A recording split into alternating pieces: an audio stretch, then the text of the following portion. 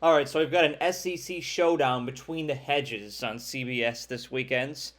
Number 2, Georgia, going against those mighty Tigers of Missouri, who happen to be number 12 in the country now, according to the college football playoff rankings. I love to see that for the Tigers. I've always been a big Mizzou guy growing up. I even have a Missouri shirt, fun fact.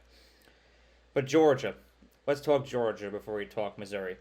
Because I think Georgia needs some love here after being number 2 instead of number 1 in those college football playoff rankings. They're one of the most impressive teams in college football right now. And you'd say, yes, Brian, of course. They're repeat national champions. They're right now, they're the gold standard in college football. They've repeated national champions. They're them. They're the best team in college football. But that's not what I'm getting at. What I'm getting at is how they're winning. Because you can be 7-1. You can be 8-0. You can have whatever ranking the playoff committee designates you with.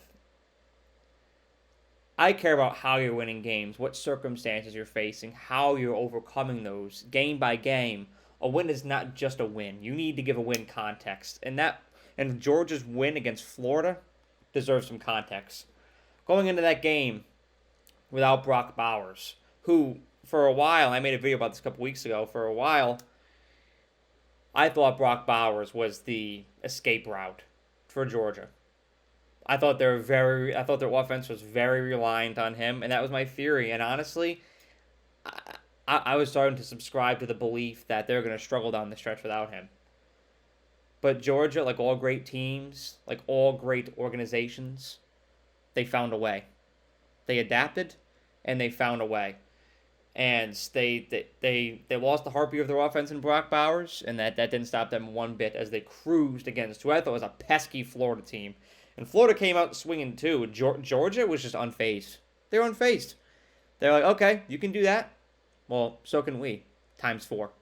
And they did just that. They dominated.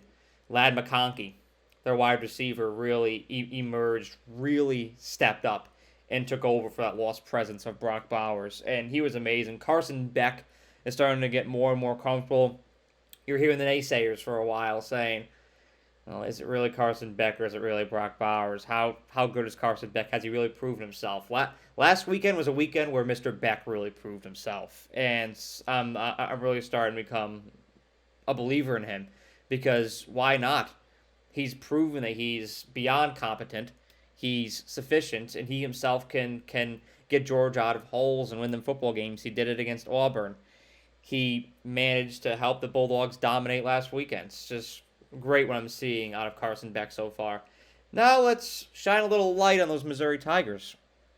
Last year, if you can all remember, I remember exactly where I was watching this game. I was at a campground in Mississippi with my girlfriend and her family, and we were watching it outside of the TV. That's that Missouri-Georgia game last year. That was something. That had me engaged, because for a while I really thought Missouri was going to take them down, and they challenged Georgia. And this was with Missouri's team last year, and this team is much improved. They actually have a very talented offense. They've got a great push downfield. They have an amazing quarterback in Brady Cook, who's silently having a pretty good season. 15 touchdowns, 3 interceptions. He's quietly looking really good. But this is a real exam. You staple this test together and put it on the desk in front of Brady Cook. This is a test for him and that entire Missouri team to see what they're really made of. Because Missouri's a team, there's been a lot of opinions on them this year. People are divided right down the middle. They have quality wins. They challenged LSU. They really should have won that LSU game. Well, we're going to see who they really are. Evidently, the committee thinks a lot of them, as they put them at number 12, which was higher than the original AP poll. Obviously, the committee thinks a lot of them. I do. I think they're a fantastic team. Think about it, back in September, they beat Kansas State. That's a hard feat.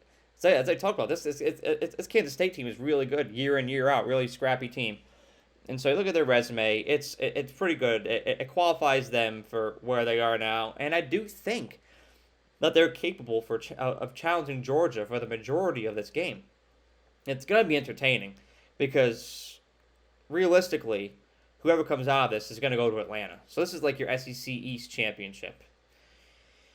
Ultimately, I think Georgia's too overwhelming, especially at home. I think that Missouri had the home crowd on their side last year. Now Georgia has it. I think that's going to be your X factor because I think they're two well matched teams here. But environment is what's going to separate them.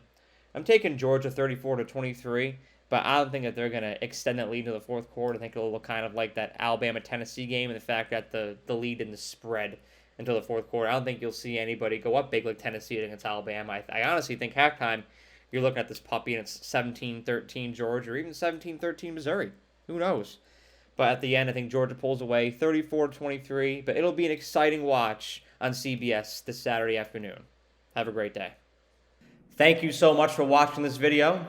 I really appreciate you and the time that you took out of your day to watch the video. And if you enjoyed it, please be sure to like the video and share it, as well as subscribe to The Era.